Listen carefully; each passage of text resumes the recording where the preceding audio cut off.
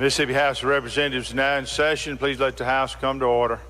Please stand as led in prayer today by the gentleman from Simpson. Remain standing thereafter for the pledge. Thank you, Mr. Speaker. Good morning, ladies and gentlemen. If you would indulge me just for a few minutes. I'm a huge fan of George Strait, the country music singer. He has a song, I Saw God Today. And in that song, a young man has been by his wife's side for 18 hours while she was in labor. He finally goes out to just to get a break. And as he's outside, sees a flyer sticking up out of the concrete. I saw God today. And amongst all what's going on right now, have you looked around and saw God today? I encourage you, when you leave here, look and see, and you'll see God. With that, let's go to God in prayer. Most gracious Heavenly Father, we're so thankful for all the things that you do for us. You sent your Son, Jesus Christ, down here to die on the cross and save us of our sins. Give us that eternal home with you when we leave here. Father, I just ask that you be with every member here today, be with their families, bless them and guide them. Father, I just ask you be with the speaker as he guides this body. Help us to make the right decisions that are glorify your name. Father, I just ask that you give us traveling mercies on our way home. Father, just so thankful that we live in such a great country that we can worship you as we see fit. Father, I just ask that you forgive me of my sins, and I thank you so much for the blessings that you've always blessed me with. In Jesus' name, amen. Attention, salute, pledge. I pledge allegiance to the flag of the United States of America and to the republic for which it stands, one nation, under God, indivisible, with liberty and justice for all. You want to sing that song?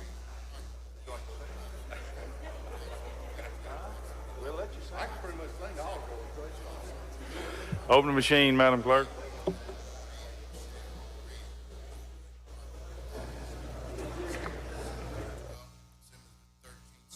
Everyone voted. Has everyone voted? Close the machine, Madam Clerk. There's a quorum present, Mr. Speaker. Thank you, Mr. Clerk. We'll have the reading of the journal. Gentleman from Rankin moves we dispense with the reading of the journal. All in favor say aye. Opposed, nay. The ayes have it. Report of select committees. We have none, Mr. Speaker. Report of standing committees. We have reports on the calendar, Mr. Speaker. Introductions of bills and constitutional amendments. Gentleman from Lauderdale, Mr. Calvert. I ask for unanimous consent to dispense with the reading of the introductions. Is there objection? Hearing none, we will do that. Resolutions, petitions, memorials, and other papers. We have none, Mr. Speaker. Thank you, Mr. Clerk. This time we'll have the introductions of guests and visitors. Do you have any guests or visitors to be introduced today? All right, I don't see any. We'll go to the calendar. Concurrence, non-concurrence calendar. Any chairman have an item here they wish to take up? Gentleman from Marion, Mr. Morgan. Well, I had a request, number one. It just headed in a different direction there. Okay. State your request.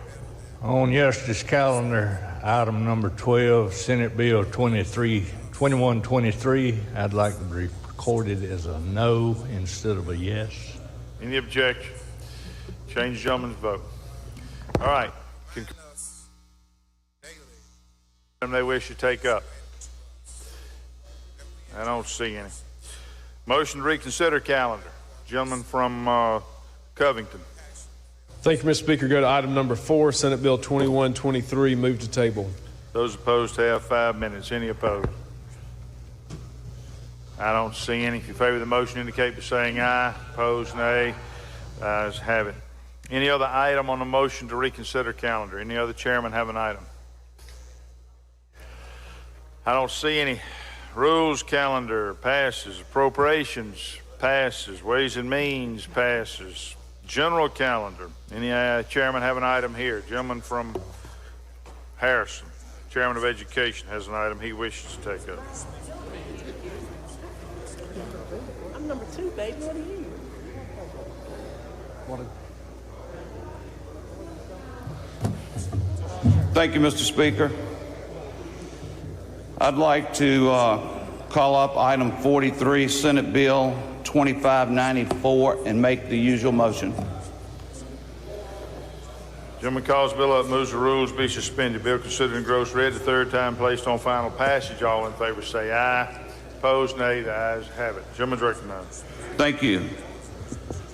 This is the ESA bill. I know that it has been in the news off and on, and there was a peer report done on it. And a lot of work has gone into this over the summer. And I'm gonna tell you up front, I'm real comfortable with this bill. I think it's a good bill now. I don't think it was a good bill, but I think it's a good bill. There's a lot of accountability in it. Because what I'm going to do is I'm going to go through the major changes that was done in the bill. And I'm going to start with Section 2. Section 1 is just the title of the bill. Section 2, the definition, eligible student, the change in the definition. Under current law, a student has to have an active IEP at the time within the 5 years. This reduces that time to 3 years and clarifies the student must remain eligible for the ESA throughout the 3 years. Eligible school. Previously, an eligible school included a non-public school that was accredited or possessed a provisional letter of accreditation from the state or the regional accrediting agency, or alternatively was approved or licensed by the State Department. The bill now limits eligibility school to a state-accredited special purpose school, state-accredited non-public school, or a non-public school in the state that has enrolled an ESA student and which is providing services for that student's disability or special ed needs or services that addresses that student's IEP.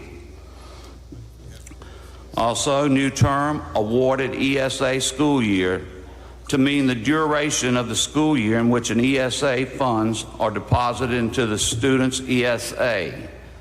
This definition is important because later on in the bill, a new provision states that ESA funds may only be used for expenses incurred within the awarded ESA school year. Affirmatively states that the bill doesn't change or negate the federal laws requiring local school districts to provide services to students with disabilities, including those enrolled in nonprofit schools or home instruction programs. The state can't change federal requirements, and those federal laws are not affected by this bill.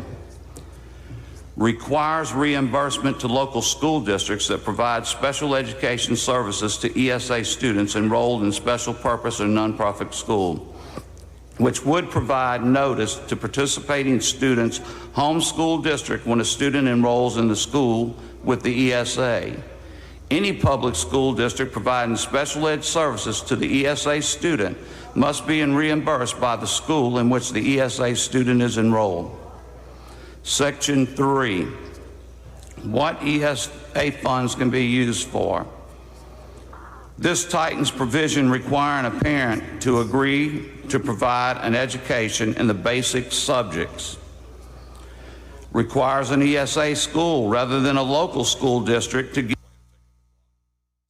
general questions concerning an ESA program. The student has no entitlement to an appropriate education from the home school district. Eliminates the use of ESA funds on expenses incurred and awarded in an ESA school year, and clarifies what ESA funds may be used for. It can be used for academic fees for a non-public school, limits textbooks to those related to academic courses. Tutors must meet a new definition. In the old one, people were requesting that a parent or sibling be paid to tutor their own kid. eliminates the use of ESA funds to pay for transportation by a fee-to-service transportation provider, eliminates the use of ESA funds to provide for services provided by a public school, limits ESA funds paid to post-secondary institutions for the cost courses taken through dual enrollment and only for textbooks related to academic coursework at the post-secondary institution, tightens up where computer hardware and software by specifying that such items must be essential for the student to meet measurable educational and economic goals or goals within a student's IEP. After a student is no longer in the ESA program, the computer hardware and software must be donated to a public school or public library. The bill clarifies that computer expenses, like all others, must be those incurred within the awarded ESA school year. Requires non-public schools for post-secondary educational institutions participating in the ESA program to provide an original itemized receipt for qualifying expenses to the ESA student's parent, who must submit the original receipt to the State Department of Education. Deletes the provision that allows ESA funds to be used for a student to attend an out-of-state school. Funds remaining in an ESA student's account when the student returns to the home district is distributed to the student's home district at the end of the awarded ESA school year.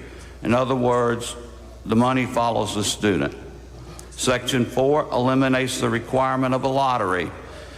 From now on, you will get on a wait list, and when your name comes up, you're next in line, you will get the ESA if you qualify. Right now, there is no wait list, but that's how, if it happens. Section 7 revises the scope of the biannual peer report. The next peer report is due before December 31st of this year. Peer must assess the degree of ESA participating schools or meeting the needs of participating students as defined by those students with the IEPs. Peer assessment of ESA students' academic performance must consider both pre-assessment and post-assessment reviews.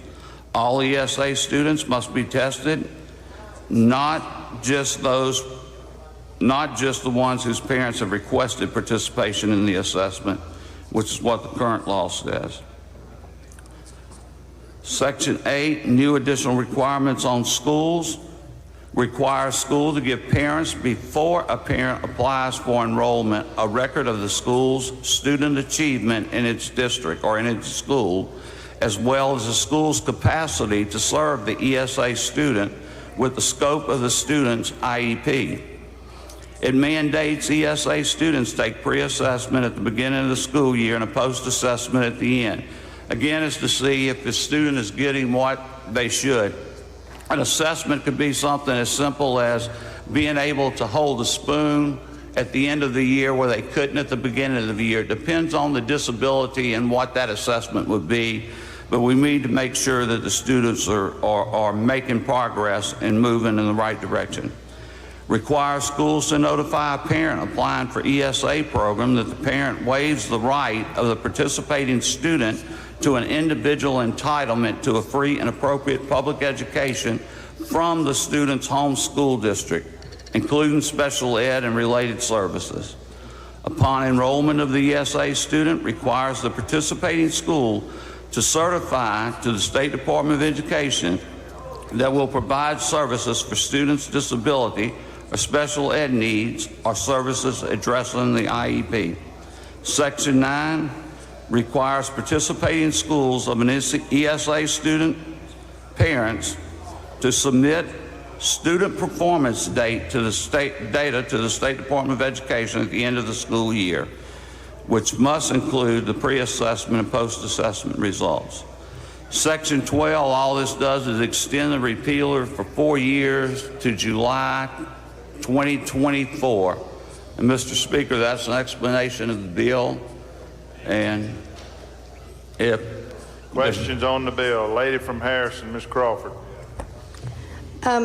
Would you yield for a question? yes, Can you tell me when MDE passed rules and regulations for this program? do what? Can you tell me when MDE passed rules and regulations to run this program? I believe 2016, but I'm not sure, lady. I can find out. And when we passed this bill, the program started in what year? 2015.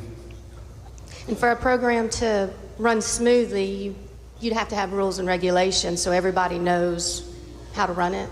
Yes. Okay. And would you agree with me that if there were any major problems with this program, it's 2020 now, that this body could have addressed those at any year?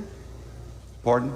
The body could have addressed those problems? Yes. If there were any major problems? Yes, that's what we're doing. Can you tell me what the graduation rate for students with IEPs were in 2015? No, I cannot. Would you believe me if I told you it was 23%? Yes. Okay. Can you tell me what it is now? No. Okay, thank you.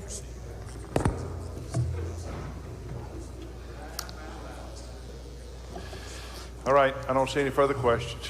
Open the machine, Madam Clerk. Question occurs on Senate Bill 2594. If you favor the bill, vote aye. If you're opposed, vote nay.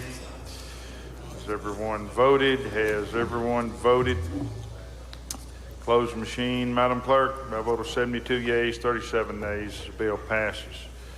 Any other chairman have an item? Gentleman from Walthall.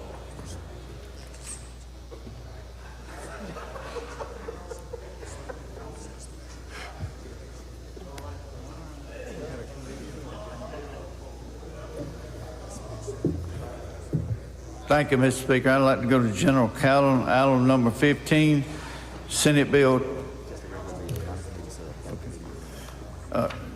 2725. Call it up and make a usual motion.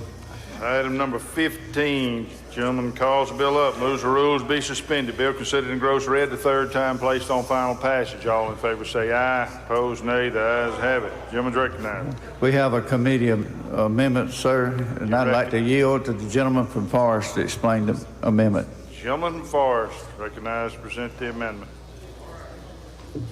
Thank you, Mr. Speaker.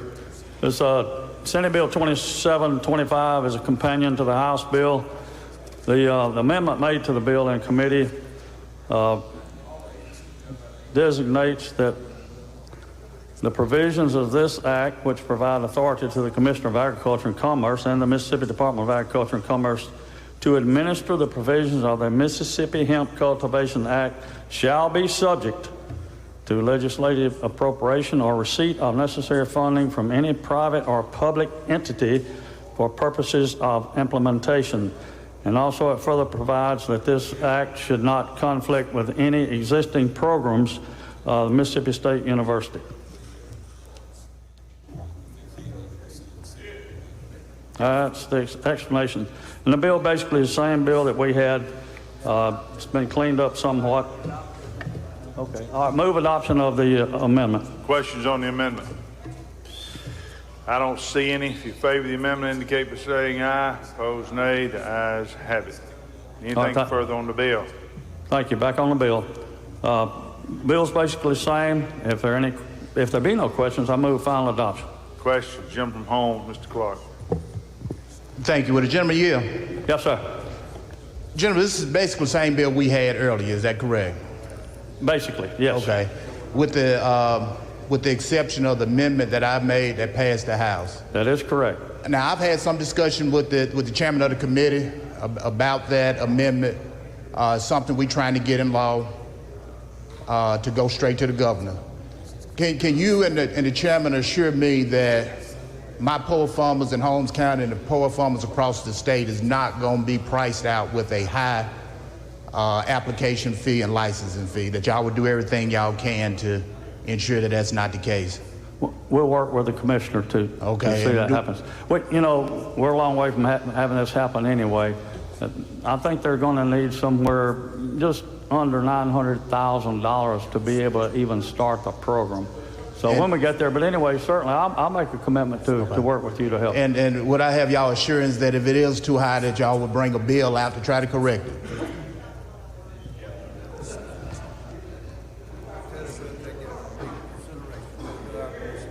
chairman informed me that we will give due consideration to your request. That's a little bit different what I asked, but I'll take that. Thank you. Okay. All right, I don't see any further questions. Open the machine, Madam Clerk. Question occurs on Senate Bill 2725. You favor the bill, vote aye. If you're opposed, vote nay. Has everyone voted? Close the machine, Madam Clerk. By vote 105 yeas, 9 nays, the bill passes. Any other chairman have an item? The lady from Amit.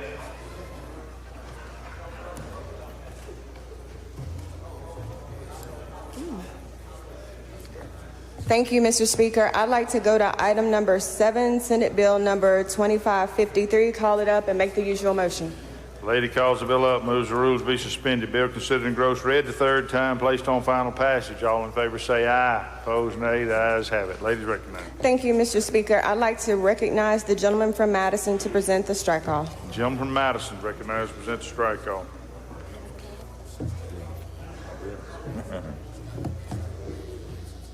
Mr. Speaker,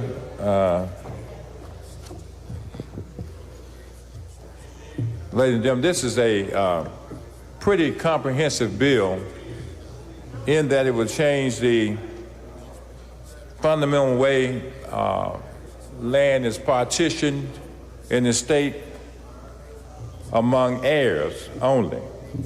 Currently, current law allows any party who has an interest in common with any other person has a right to request the court to partition the land by sale or in kind. Sale means you simply sell the property and the proceeds are divided among the various interests. In kind means that the property is divided among the parties who own the property. That has been a problem, and it still is a problem, because there are many instances in which a tenant in common does not desire to have the property sold, or would rather buy the property themselves. But under current law, that sale will go to be a public sale, and the co-tenant will just be in the shoes of anybody else that's trying to buy the property. So the property is lost. Traditionally, in my experience, and perhaps some of yours, that has worked to the detriment of people who wanted to hang on to particularly family-owned property, where a relative has died and has children and they own fraction interests and they live in Chicago, live in New York, they're not tied to the property. Someone who wishes to get hold of that property finds them, buys their fractional interest, and then forces a sale.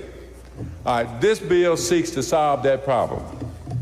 It only applies in those instances where there are relatives who are co-owners that are either and people who acquired their interest in the property from a relative. What this bill does, without me going all the way through it, because in the committee I went line by line almost, and somebody grabbed me behind and said, "You can't do that anymore." I said, "Okay."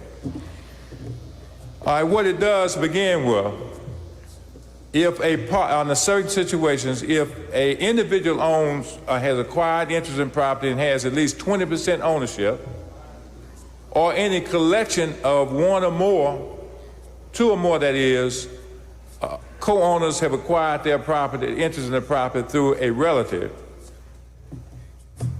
those individuals may decide to petition the court to either sell or partition the property in kind.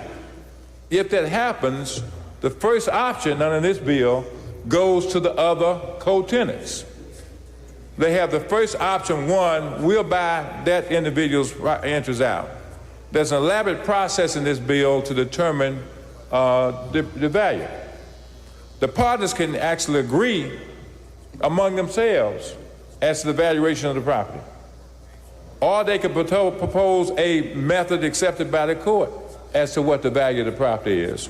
Or they could do it the traditional way, whereby the court appoints an appraiser who then appraises the property, and then the court has a hearing to determine the fair market value.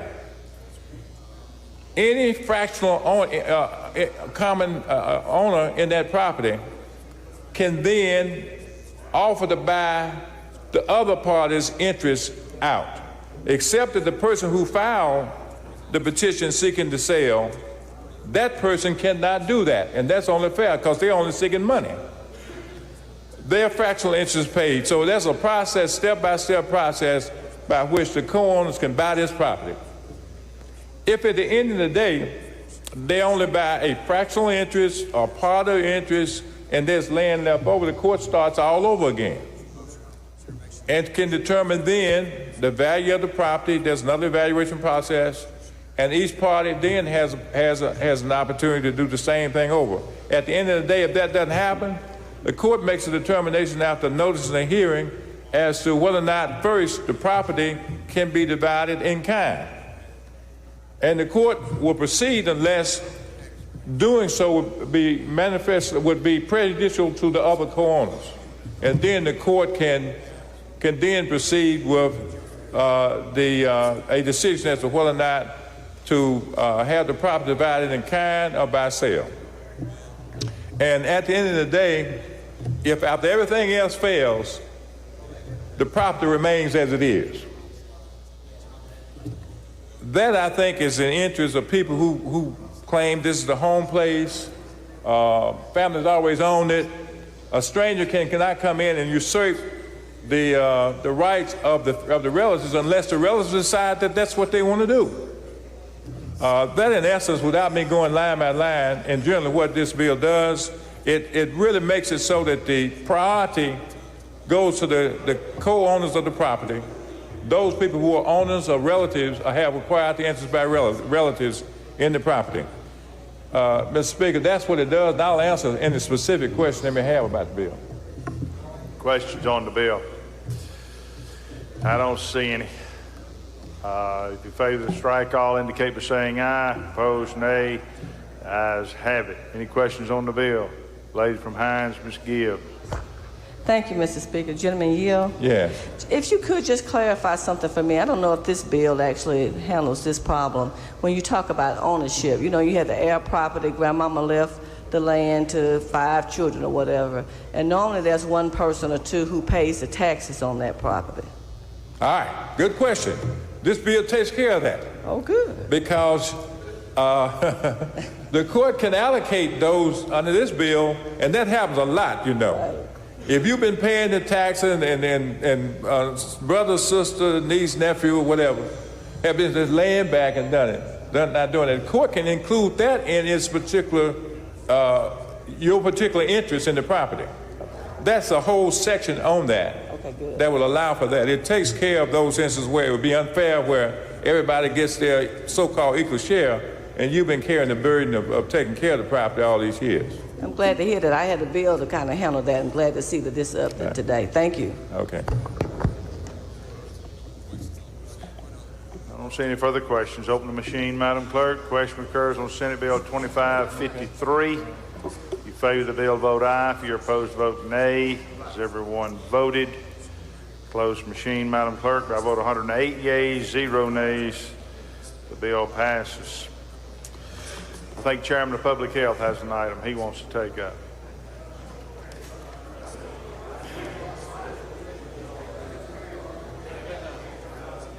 We've got 3 items. Thank you, Mr. Speaker. Mr. Speaker, I'd like to go to item number 2, Senate Bill 2610. Call it up, make the usual motion. Gentleman calls the bill up, moves that the rules be suspended. Bill considered in gross red the 3rd time, placed on final passage. All in favor say aye. Opposed, nay. The ayes have it. Gentleman's recognized. Thank you, Mr. Speaker. We do have a strike call. You recognize for the strike call. Thank you, Mr. Speaker. Ladies and gentlemen of the House, this is addressing the 14 mental health regions that are across the state. I've put a map on your desk yesterday. Each one of our districts are touching some of these 14 mental health regions. And so out of 14, you have several that are very, very good. You have several that are average, and then you have a couple that are struggling, and so this legislation is in place to address that. I commend Senator Bryan and the Senate for starting this process, and I think we've worked hard the last 6 to 8 weeks, and hopefully we've made it better. But one thing, it does create a mental health coordinator, which would be in essence a liaison from the Department of Mental Health with these 14 mental health regions. There are 10 core services that each region must provide. And so if they do not provide them, then there are steps in place that they can ask the adjoining district to help them. If not, they can reach out statewide to see if the other mental health regions will provide that service. And if not, the Department of Mental Health shall find a provider for that service. And finally, Mr. Speaker, the lady from Lincoln added a great amendment in committee that made this mental health coordinator even more independent. This coordinator is going to have a relationship with peer, and so we really believe this is going to help our constituents and really provide the mental health services that our citizens have been needing. And I think finally it is an acknowledgement that the mental health regions are on board with this, because they do acknowledge that at some point when they're not providing this service, they need assistance from the state agency. So that is the explanation of the strike all, Mr. Speaker.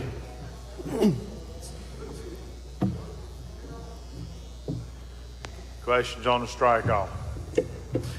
I don't see any. If you favor the strike all, indicate by saying aye. Opposed, nay. The ayes have it. Any questions on the bill?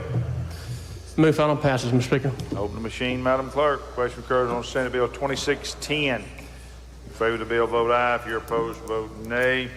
Has everyone voted?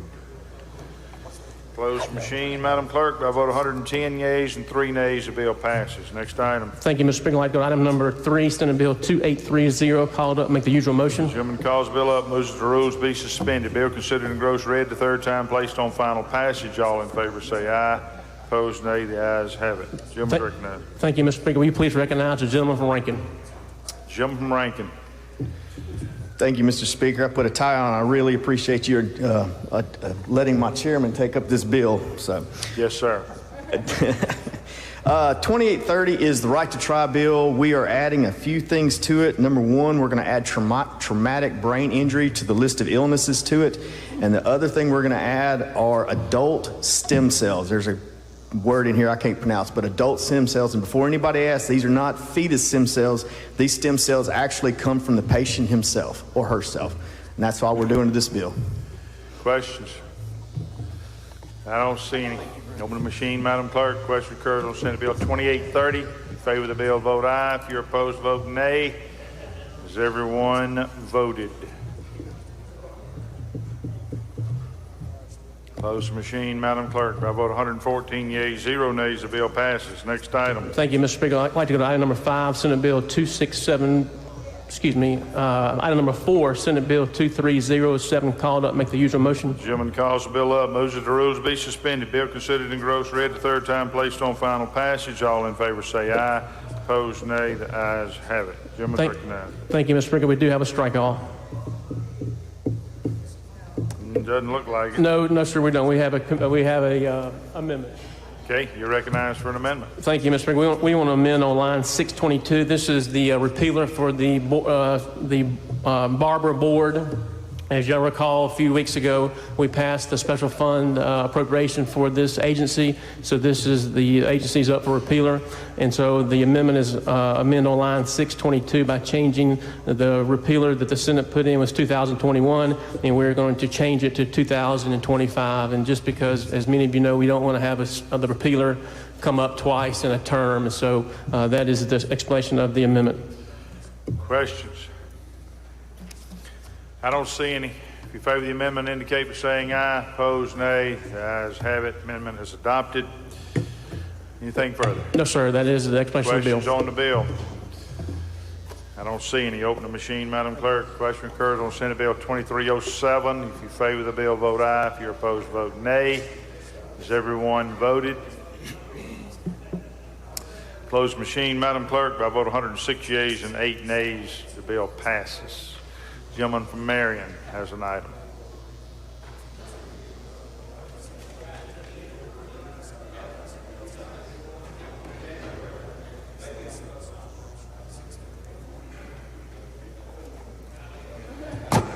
Thank you, Mr. Speaker. We'll go to item number 12, Senate Bill 2716, and call upon the Vice Chairman of Forestry and the General Giant in Simpson County to handle the bill. The gentleman calls the bill up, moves that the rules be suspended. Bill considered in gross read the third time, placed on final passage. All in favor say aye. Opposed, nay. The ayes have it. Gentleman from Simpson's recognized. Thank you, Mr. Chairman, Mr. Speaker. Ladies and gentlemen, House Senate Bill 2716, all it is allowing loggers, forestry people to be able to get a blanket permit for the year for moving equipment.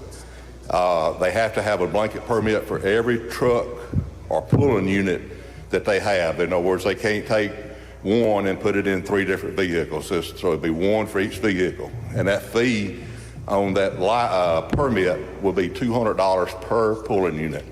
And that's the explanation of the bill. Questions on the bill? I don't see Move any. for final passage. Open the machine, Madam Clerk. Question occurs on Senate Bill 2716. If you favor the bill, vote aye. If you're opposed, vote nay. Everyone voted.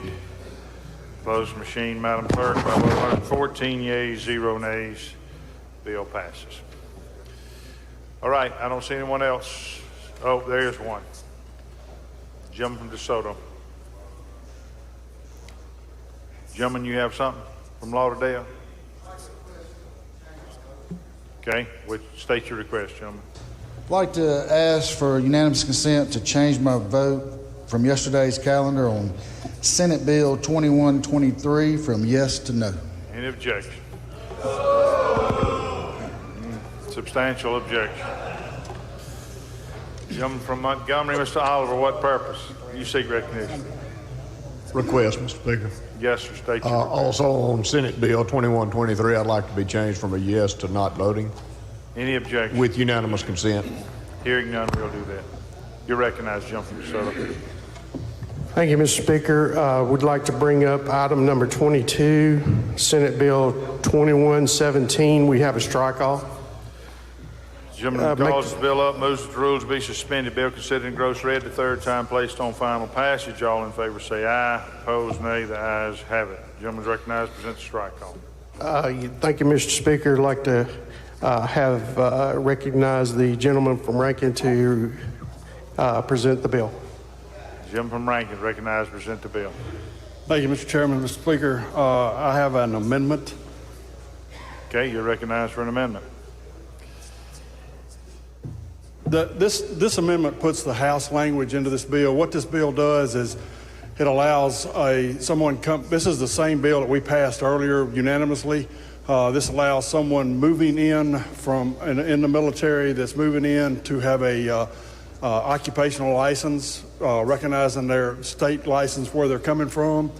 What this amendment does is it allows them to have a 30-day temporary license, and then it gives the licensing board 120 days to evaluate and determine whether or not they get a permanent license.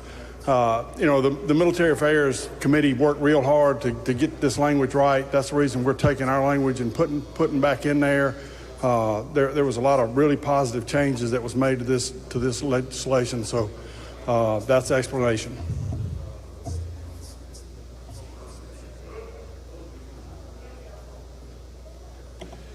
Questions on the amendment? I don't see any. If you favor the amendment, indicate by saying aye.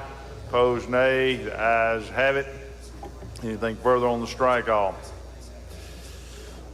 All right, I don't see any. If you favor the strike all, indicate by saying aye. Opposed, nay. The ayes have it. Anything further on the bill? Move for final passage. I don't see any questions. Open the machine, Madam Clerk. The question occurs on Senate Bill 2117. If you favor the bill, vote aye. If you're opposed, vote nay. Has everyone voted? Has everyone voted? Close the machine, Madam Clerk. By a vote of 109 yeas and 0 nays, the bill passes. All right, I don't see any further chairman wishing to take an item up.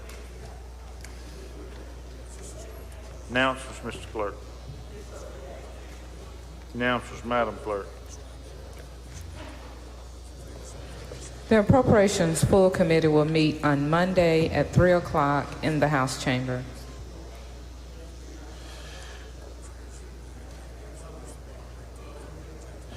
Ladies and gentlemen, if I could have your attention for a second. I have what I believe to be good news. I received a call this morning from MDA giving me an update on our back to business our small business plan that we passed, that this chamber passed, and it was implemented.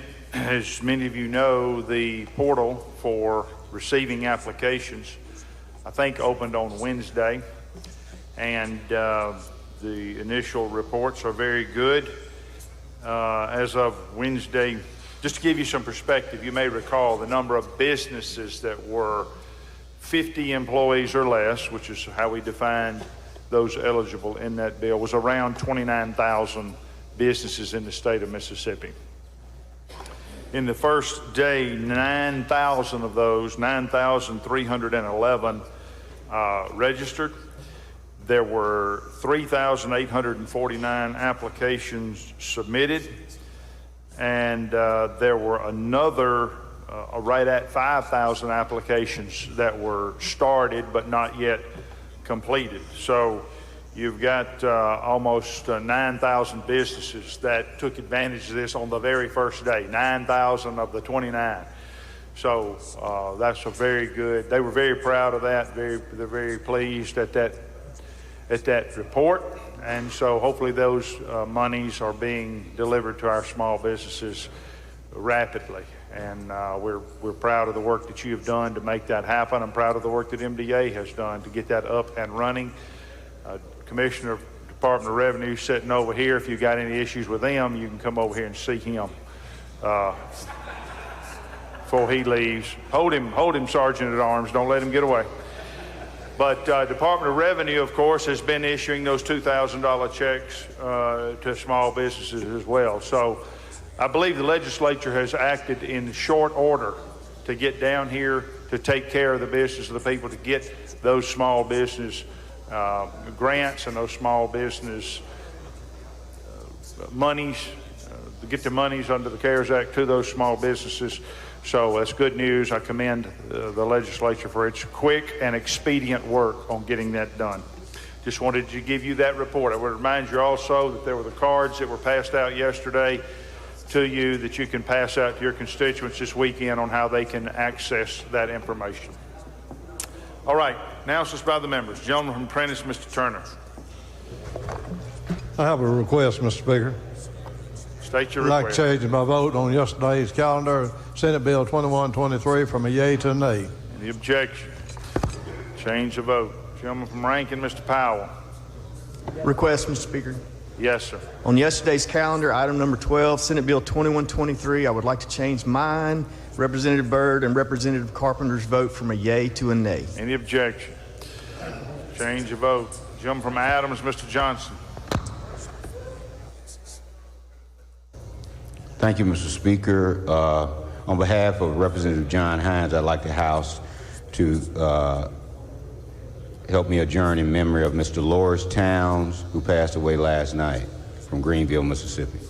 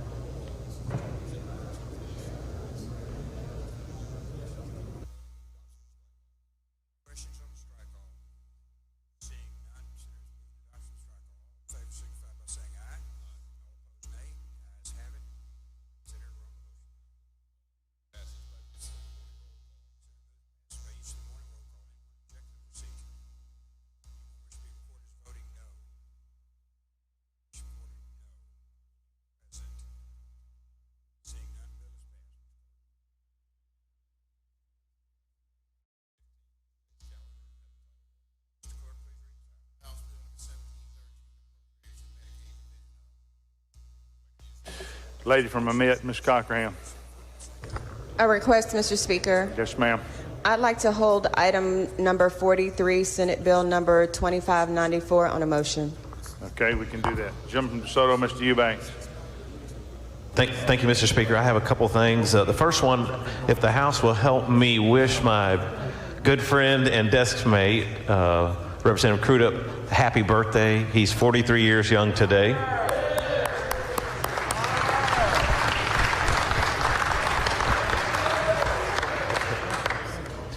And I have an adjourned in memory, Miss Nancy Carolyn Coleman. And I know Representative Jackson mentioned Miss Lowndes, Miss Alice's sister.